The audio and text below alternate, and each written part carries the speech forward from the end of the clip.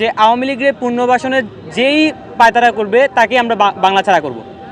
সে যে কোনো দলের হোক, যে কোনো গোষ্ঠীর হোক, যে কোনো মানুষ হোক, আমরা তাদেরকে বাংলা ছাড়া করব। এখানে কোনো আপোষ নাই।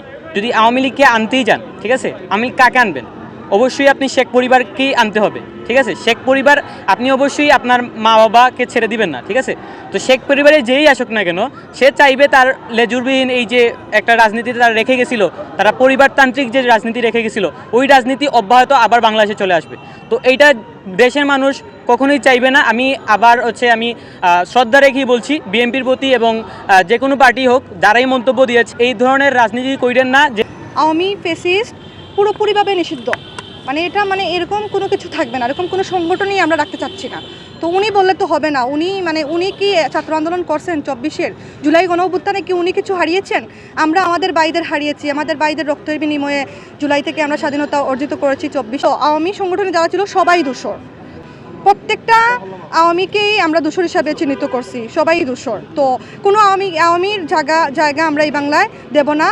কোনো আওয়ামী ফ্যাসিস্ট এই বাংলা থাকতে পারবে না। তো করতেছে হয়তো ওনাদের কোনো স্বার্থপরতা আছে, ওনাদের স্বার্থের কারণে। তো আমরা তো স্বার্থের জন্য আন্দোলন করি নাই। আমাদের ভাইয়েরা, আমাদের শহীদ ভাইয়েরা তো স্বার্থের জন্য শহীদ হয় নাই। আর যে আহত ভাইয়েরা এখনও মেডিকেলের বিছানায় শুয়ে আছে, তাদের পা ভেঙে গেছে, কারো কোমর ভেঙে গেছে, কোমর নিয়ে দাঁড়ানোর মতো পরিস্থিতি তাদের নাই।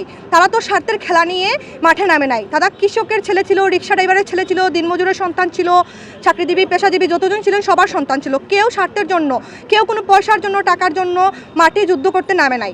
নিঃস্বার্থে দেশের জন্য, দেশের সার্বভৌমত্বের জন্য, দেশ সঠিক পরিচালনা করার জন্যই আন্দোলনে যুক্ত হয়েছিল। তো ওনারা দেখছে যে নির্বাচনে আওয়ামী ফ্যাসিস্ট যদি নির্বাচনে আসে, ওনারা নির্বাচনে আসে, সুন্দর একটা নির্বাচন হয়তো ওনারা করতে পারবেন বা ওনারা নির্বাচনে জয়লাভ করতে পারবেন। আপনারা জানেন যে আমাদের নতুন একটি সংগঠন হয়েছে জাতীয় নাগরিক পার্টি।